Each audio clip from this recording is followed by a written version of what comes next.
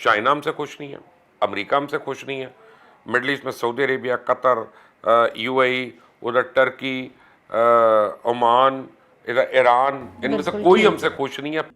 जो तमाम जर्नलिस्ट तंजीमें हैं यहाँ पर पाकिस्तान में, जितनी भी जर्नलिस्ट तंजीमें हैं वो सब इकट्ठी हो गई हैं इस वक्त, और सब ने ये कहा है कि उनको स्टैंड लेना चाहिए। तो मेरा ये ख्याल है कि अब हमें आज से जो नज़र आएगी चीज़ वो ये है कि उसके ऊपर स्टैंड लिया जाएगा, और हामिद मीर और जितने भी जर्नलिस्ट हैं वो ये कहेंगे कि नहीं, उनका प्रोग्राम बंद नहीं होना चाहिए और उनको अपना प्रोग्राम करना चाहिए। और अच्छा, जहाँ तक शाह महमूद कुरैशी का सवाल है ना, ये ना 3 में है ना 13 में है। शाह साहब पता नहीं कौन सी नस्वार खा रहे हैं आजकल के, उनकी किसी स्टेटमेंट का मुझे तो तुक नहीं समझ आता। पाकिस्तान के साथ अजीब हाल इन्होंने कर दिया है कि जो ट्रेडिशनल दुश्मन है ना पाकिस्तान के मामले में, वो सारे हमसे नाराज़ हैं।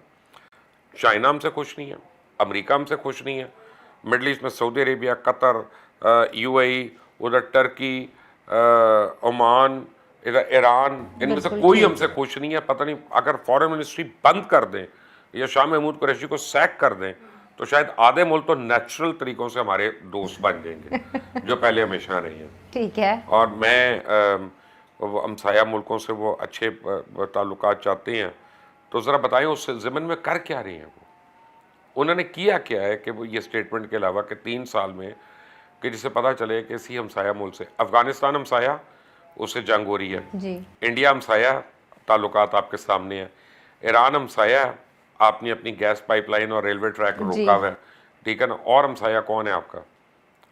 अरेबियन सी है।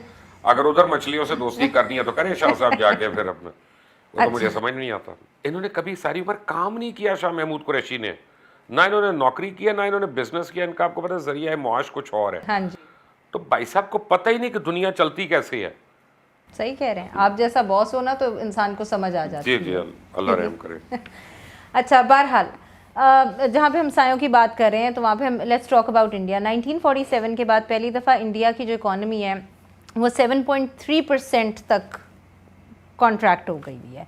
सो इस दफ़ा कहा जा रहा है कि इस दफ़ा इनकी जो इकॉनमी है वो वी शेप में नहीं करेगी, लाइक रीशेप नहीं होगी। हाँ जी, मतलब it's not gonna go up like that.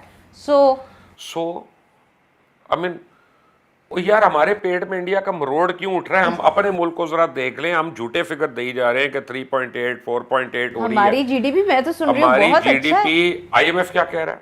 1.3। World bank क्या कह रहा है? 1.4। बाकी मालियाती इदारे क्या कह रहे हैं? तो हम झूठ बोल रहे हैं ना यार, हम फिगर फजिंग कर रहे हैं ना।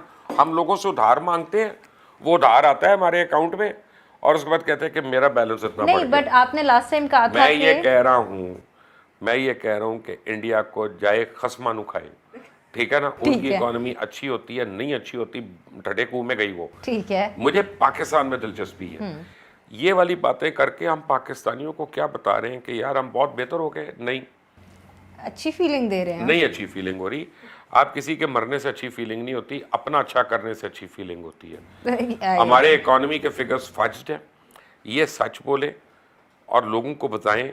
आप ऐसा करें ना, आप यहाँ पे आई हुई हैं, यहाँ पे बार टमाटर लीजिएगा और अपने घर डीएचए में जाके लीजिएगा, और जाते जाते कल कोई समन के घर के बाहर टमाटर लीजिएगा, तीनों जगह रेट डिफरेंट होगा। बिल्कुल होंगे। तो किसकी इकोनॉमी सही चल रही है और किसकी गवर्नेंस सही चल रही है? आप सही कह रहे हैं, लेकिन मैंने सोचा कि चलो दिल की तसल्ली के लिए ख्याल अच्छा है, छोड़ दे इंडिया को, छोड़ दे बाकियों को, वो क्या कहते हैं, अपने गिरबान में जाके। ठीक हो गया। जो तमाम जर्नलिस्ट तंजीमें हैं यहाँ पर पाकिस्तान में, जितनी भी जर्नलिस्ट तंजीमें हैं वो सब इकट्ठी हो गई हैं इस वक्त, और सब ने ये कहा है कि उनको स्टैंड लेना चाहिए। तो मेरा ये ख्याल है कि अब हमें आज से जो नज़र आएगी चीज़ वो ये है कि उसके ऊपर स्टैंड लिया जाएगा, और हामिद मीर और जितने भी जर्नलिस्ट हैं वो ये कहेंगे कि नहीं, उनका प्रोग्राम बंद नहीं होना चाहिए और उनको अपना प्रोग्राम करना चाहिए। और जाहिर है कि जब पूरे मुल्क की जर्नलिस्ट तंजीमें, जर्नलिस्ट ऑर्गेनाइजेशन एक साथ इकट्ठी होकर ये डिमांड करेंगी तो फिर बहुत हद तक मुमकिन है कि उनका प्रोग्राम खोल दिया जाए और वो दोबारा अपना प्रोग्राम करना शुरू कर दें। जहाँ तक ये बात आ रही थी कि वो आकर जो है वो कोई कह रहा था माफ़ी मांग लेंगे, ये कर लेंगे, मुझे ऐसा लगता नहीं है कि ऐसा कुछ होगा।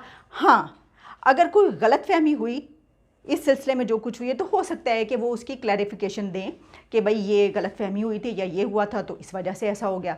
लेकिन क्या इस सिलसिले में कोई गलतफहमी हुई थी या नहीं?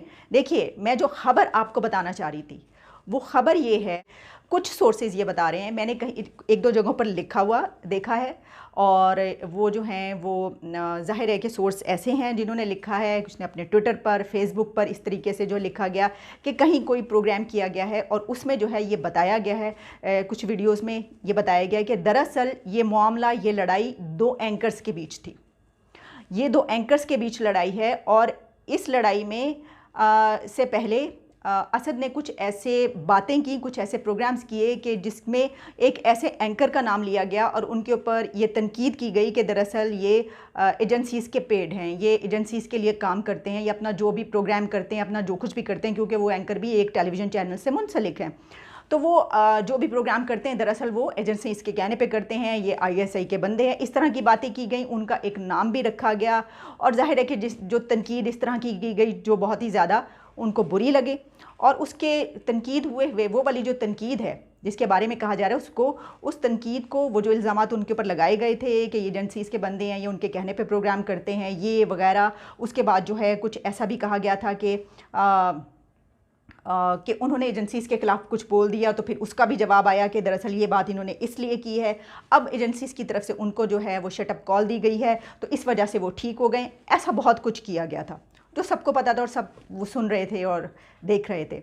लेकिन अब ये कहा जा रहा है कि दरअसल वो वाले एंकर जिनके ख़िलाफ़ असद तूर ने ये सब बोला था, उन्होंने गुस्से में आकर ये प्लान बनाया, और उनके एक दोस्त हैं जो कि एमआई में हैं, कर्नल हैं, और उन्होंने उन कर्नल साहब से ये रिक्वेस्ट की कि आप जो है वो इसको ठीक करें।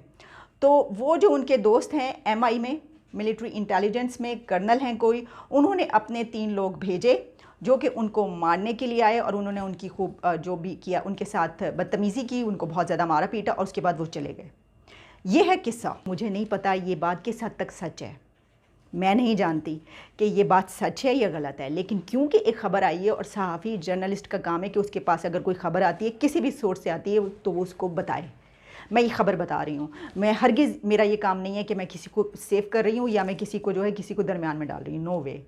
मेरे पास एक ख़बर थी, देखिए मैंने इसीलिए उन जर्नलिस्ट का नाम भी नहीं लिया जिनके हवाले से बात की जा रही है कि उन्होंने पिटवाया है, मैंने नाम नहीं लिया। इसकी वजह ये कि मुझे नहीं पता कि कितनी ऑथेंटिक खबर है, कहीं से मुझे पता चली, मैंने पढ़ी, मैंने सुनी, लेकिन मुझे ये खबर है तो मैंने कहा मैं आप तक पहुंचाऊं। कुछ लोग आएंगे वो ये कहेंगे, कुछ लोग, अच्छा बड़ा बहुत ही दिलचस्प होता है, कुछ लोग ट्रेटर कह रहे होते हैं, ज़्यादा लोग तो कहते हैं कि रॉ एजेंट हैं, ट्रेटर हैं, चलिए जी ओके, आप जो मर्ज़ी कह लीजिए। तो ये खबर मेरे पास थी, मैंने सोचा आप तक पहुँचाऊँ। और इसके अलावा हेलो फ्रेंड्स, अपना हिंदुस्तान न्यूज में आपका स्वागत है। अब पाकिस्तानी मीडिया भी खुल के कहने लगी है, जो हमारा फॉरेन मिनिस्टर है शाह महमूद कुरैशी, उसने चारों तरफ कचरा फैला रखा है। ना तो ये किसी काम का है, ना इसमें कुछ समझ किस तरीके से फॉरेन डीलिंग की जाती है। इसके अलावा इसने इंडिया, अमेरिका, हर जगह टांग अड़ा रखी है। ना तो इससे काम बनते हैं और ना ही ये किसी काम का है। ये 24 घंटे बस रायता फैलाने में लगा रहता है और हर जगह जाके उल्टे सीधे बयान दे जाता है, जिसकी वजह से पाकिस्तान की बेइज्जती होती है। और अब हमारे दोस्त भी जो अरब देश थे वो भी हमारे दुश्मन बन गए, ईरान, यूएई, सऊदी अरब, और चाइना भी अब हमें लोन नहीं दे रहा, जिसका कारण है इसकी गलत पॉलिसी और किस तरीके से बाहर जाके बिहेव करता है।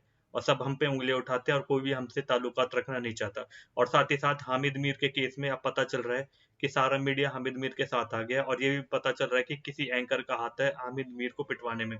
मगर ये सारी उड़ती उड़ती बातें, इसका कोई प्रूफ नहीं है। आगे जाके सच्चाई पता चलेगी, इस केस की असली सच्चाई क्या है। Thank you.